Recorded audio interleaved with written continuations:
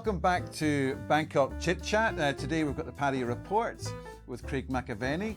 This is the end of November, so you can really take this as going into December and what's happening. So, how's it going? You're in Vietnam just now, is that correct? As it happens, I am in Vietnam at this moment, doing the Pattaya report from Ho Chi Minh City. My business has its 10th year anniversary coming up, and we have a big party going on tomorrow. So all the guys from Thailand and as well as the office here in Vietnam are all over here, and we're all getting ready for that. And yeah, having hopefully have some fun. But as always with these things, a lot to do. Yeah. Okay. All right. Well, if you've got a lot to do, it won't take a lot of your time. Well, no, it's not so much that. I mean, I was just interested. Obviously, you talk about the traveling, and obviously, we're gonna talk about travel and the way things are at airports. Of course, now that I've been traveling, albeit what should only be a short hop across to Ho Chi Minh City, I can certainly tell you from first-hand experience that the airports and the immigration, both on the Thai side of things and on the Vietnamese side, have been, appalling, I suppose. I mean, you're talking hours. You're talking a long time to clear on either side, because I guess that's down to the fact that, of course, we've had such a reduction in numbers, obviously over the last couple of years, and now, as I think you were going to mention, we're actually moving back towards normal capacity and high season international arrivals in Thailand, which obviously has a benefit on Pattaya, right? Yeah, well, it's funny you say that, because I came back at the sort of beginning of November, and going through customs was really, really quick. But since then, it shows how the capacity has exceeded demand as far as the amount of immigration officials being able to cope with everyone coming through. Yeah. Well, it's been a massive bounce, as you say, even I think since the beginning of November until now. I read, what was it? I think it was the 12th or the 13th of November that they had 57,000 passengers arrive at Suvarnabhumi, and the average sort of pre-COVID time was 60,000. So kind of obviously we're getting up to where we were before, and perhaps sometimes the immigration and everything was always quite slow before, but when we got used to it being a bit like the traffic, isn't it? When we got used to it being a lot easier, we've kind of almost forgotten how it was. But that said, you don't have to do the blue and white forms anymore. It's fingerprints, so that should speed things up. And as I say, let's just hope that they are able to organise it so that there's not too many delays. And I think that when you've got the immigration as one factor, and I was also reading that some people struggle for a taxi, and the taxi queues were long, on top of the immigration being long. They were talking about bringing in Grab to allow Grab to go there, to pick up people. So yeah, that's what we're going to talk about just now. We're going to talk about basically with regards to Pattaya, how things have dramatically changed, and also what's actually coming up in Pattaya. So on that, I was reading something there, and they were saying that international tourism has rebounded by 60%, and that over this holiday period, that basically the five-star hotels are nearly sold out for the festive season down in Pattaya. Well, I mean, I think this coming weekend, and actually, I'm actually flying back into Thailand myself on Friday, albeit my flight's scheduled to arrive around about 1 o'clock, which hopefully gives me enough time. But I think with the bounce in international tourism that we've spoken about, coupled with the fact that this weekend we've got the firework festival, which is going to attract a lot of domestic tourism, right? And people driving up. I've got a feeling that there's going to be a lot of people on that 7 this coming Friday. So let's just hope I arrive and get through immigration before it gets too bottlenecked. So basically what I've been reading is travel agents are saying part of the problem with regards to bouncing back fully, is that there's not enough flights. There's a shortage of flights, especially from Europe. Now, I don't know about yourself, but 57,000 versus 60,000. That's not a million miles away, is it? I know that's not daily, but I believe that the daily international arrivals, which peaked at sort of the 60,000 during high season, and recently we had 57,000. You know, we've got sort of staff shortages and logistic issues, haven't we, which is still have a knock-on effect from the problems we've had that have been going on for some time. But yeah, I don't know. I mean, you know, you're saying that people are trying to get flights and can't. Well, that's what I'm saying. I know when I flew back, it was the flight was fully, it was chock-a-block, it was full. But it surprised me in a way with the economic downturn, inflation, etc., and people, you know, being careful with their money. Yeah, that people are looking to come to Thailand. Yeah, and also the fact that basically, I suppose in a way they haven't traveled for 2 years, so they saved that money up. But I've heard of other people going back at Christmas, and they're getting for a flight for 2 people. Yeah, it's 137,000 baht economy. Yeah. That's a lot of money. Yeah, it's yeah. I mean, there's definitely a somewhat you know, sort of warped market, isn't there, when it comes to difficult to read what's out there and what isn't.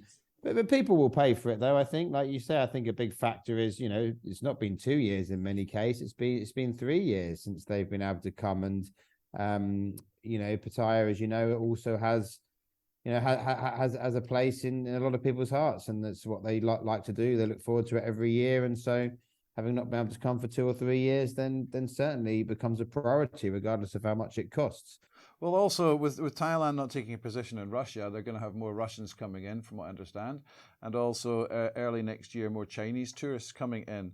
But I think other factors that have encouraged people to come is maybe with the cost of living in, like, UK, for example, with the cost of electricity, things like that, they're looking at it and saying, well, I'm retired, I'll just go to Thailand over the winter months, and I'll probably be saving a little bit of money, or you know, spending equivalent. Yeah.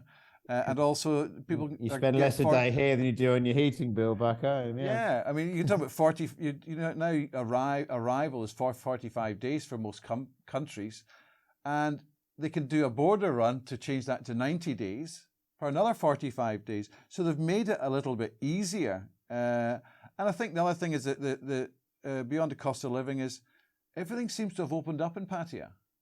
The bars, the restaurants. Yeah, certainly. I mean, there's I've not been down to the sort of Walking Street area and these sort of places, and it's been but my understanding is that it has been a lot more a lot busier than it has been. I mean, certainly the areas that I know near my office, Alke Metro, Soy Buakhao, these areas appear to have been busy for some time now. Now they're getting to the point where they're very, very busy. But certainly, you know, at 10:30 on any given night, really, in you know, central Pattaya now, you're seeing, you know, bars full of people. You're seeing you know, live music. You're seeing lots of motorbikes in the street, and of course now we have the added extra of all the marijuana outlets. You know, there's the smell of weed, you know, wafting down the street as well. So yeah, it's all going on, that's for sure. Yeah, I mean, I saw that in Bangkok. I mean, I was out at the pub watching the football last night, England. So last night, so that was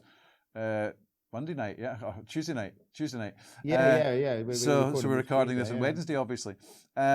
So I was surprised, and it's a pub called Scruffy Murphy's. I went to watch it, and I walked through Soy Cowboy, and there was 2 marijuana outlets. Now I thought they were sort of changing their mind on the whole sort of consumer purchase element, but they're all over the place.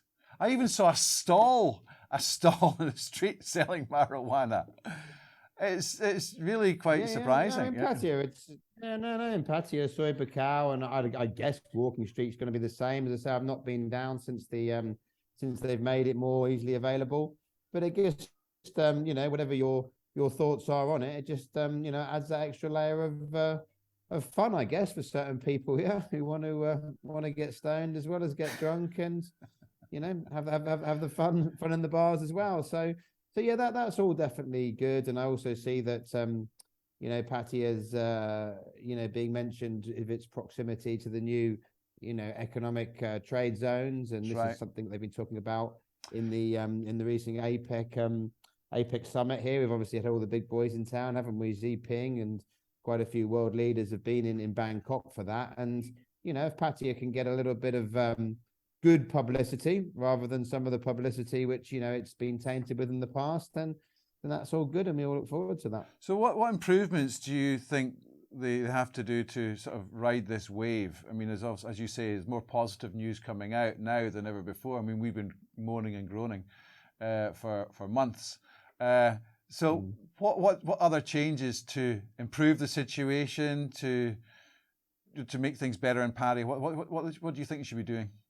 I mean, the logistics of getting there, of course, if we spoke before about, people struggling with taxis and that sort of thing. And there's never really been a decent sort of bus service from the airport down to Pattaya. I believe you can go down to the bottom floor and you can book a ticket, but it's kind of like one company that does it. And certainly if people are struggling to get taxis, there's nothing worse, is there, than having to flown for however many hours it is from Europe. Then you've got a 2.5 hour wait in the immigration line. And then on top of all of that, you end up, not being able to get a taxi. So I think, perhaps, offering some kind of, shuttle services or whatever, which are run by the government or the province anyway. I think that might help. We're not seeing too much traffic at the moment yet, like we used to get on Third Road. Of course, you used to get all the buses with the Chinese tourists, which are still not quite there. I know, as you said, they are looking at coming back as China is finally starting to, rein in a little bit on its really over the top COVID restrictions. But they're not quite back yet, so we're not getting too much traffic in that respect. But yeah, I mean, I think I think getting people there as comfortably as possible is the first thing.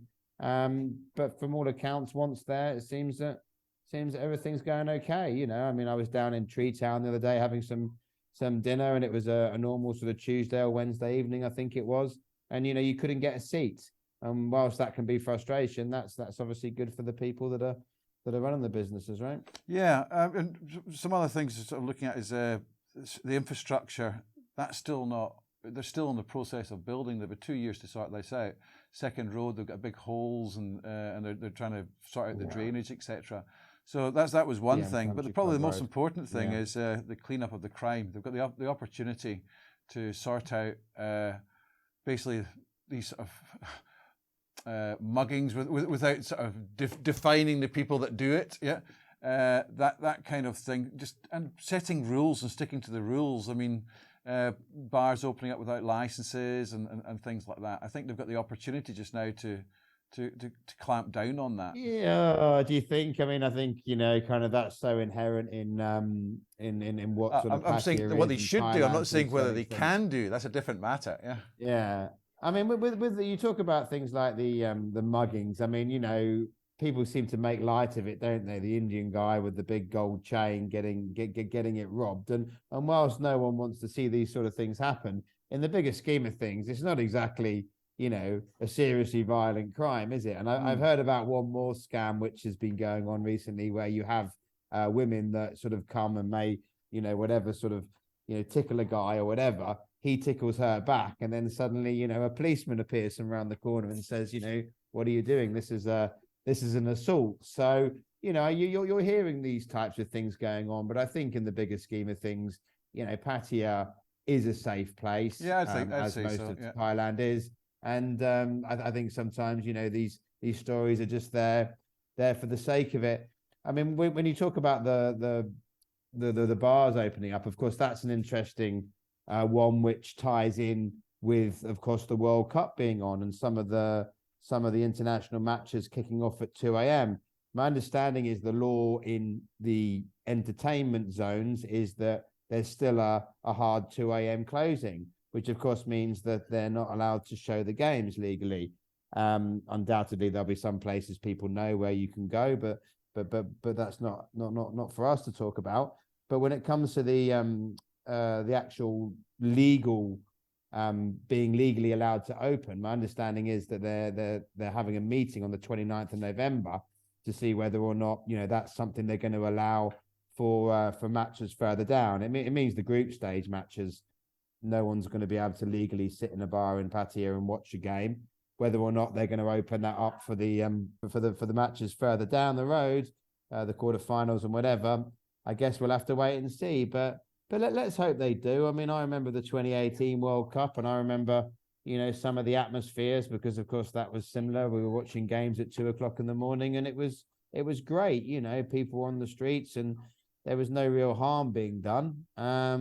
So fingers crossed that in the meeting on the 29th, for all the bar owners, they get a positive feedback from that, because it will make a huge difference to them, if they can stay open all night and show these games. Okay, so just to sort of wrap up and things, the big event, as you were mentioning earlier on was the fireworks display. So that is between the 25th and 26th. Yeah. So is that 25th at night? Is it 2 nights? Yeah, I think so. Yeah, I mean, I've never actually sort of watched it, but I do remember being out and about when it was on.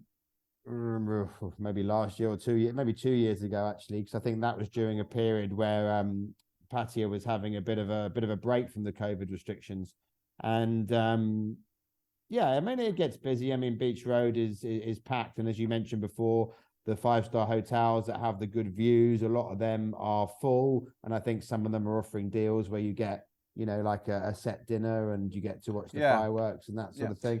So I believe it's the 25th is the Friday, and then the Saturday is the 26th. And again, obviously, there's more to life than the England football matches. I appreciate that, but what better thing than on the Friday night or Saturday morning, England are playing at 2 a.m. Why not let people come along, watch a firework festival, and then stay out and have a few drinks and watch the football. So yeah, so that's we'll see, but it's going to be busy, that's for sure, this weekend. Well, there's three countries that are involved in doing it. There seems to be four sessions, and that's Belgium, the Philippines, Malaysia, and Canada. And the sort of shows that the fireworks start about 7:30 p.m. Yeah. Free entry, obviously, because it's on the street as well. You can't make it privately if you're firing this stuff into the sky. I did laugh at that, actually, when I saw it on the website. Yeah, free entry, like, I mean. And then there's also some of the malls are offering free parking, which is great to see. Yeah. So between each session, obviously, this is why I'm asking: is it 2 days, or is it like 2 countries and 2 countries? Yeah. For the 25th and 26th, that there's going to be some stage entertainment there as well, along the I think so. I mean, again, I don't know. This is predominantly, obviously, a Thai event, isn't it? So I've seen some, who presumably are famous local artists that are going to be performing as well. So yeah, it will be a good weekend. It'll be a busy weekend, but it'll be a good weekend. And as you say, let's just hope that the local entertainment areas can benefit from it, as we know they've all had a tough time. But I mean, there's a lot of new places going up down there, and I've spoken many times in the past about my road where I have my office in Pattaya on Soy Chayapum, or Soy Bumpy, as it's affectionately known as. That literally now is wall-to-wall bars. I mean, I don't think there's myself and my office, and there's maybe another half dozen shop houses on that road that are not bars. In fact, for the next ChitChat, I'll have to go and do a little count, actually, just so we can say. And then that tends to be busy, as you're saying. You're seeing more things, like more bars offering live music. The Triangle Bar on the corner near where I stay used to always be well known for live music. That then became, less and less. It was every now and again. Now it seems to be pretty much every night again. So, well, maybe what you can do is, back to normal. After office hours, just move all the desks back, put a pole in the middle of the room, and open as a bar for the evening. Well, yeah, you can't beat them joining them, eh?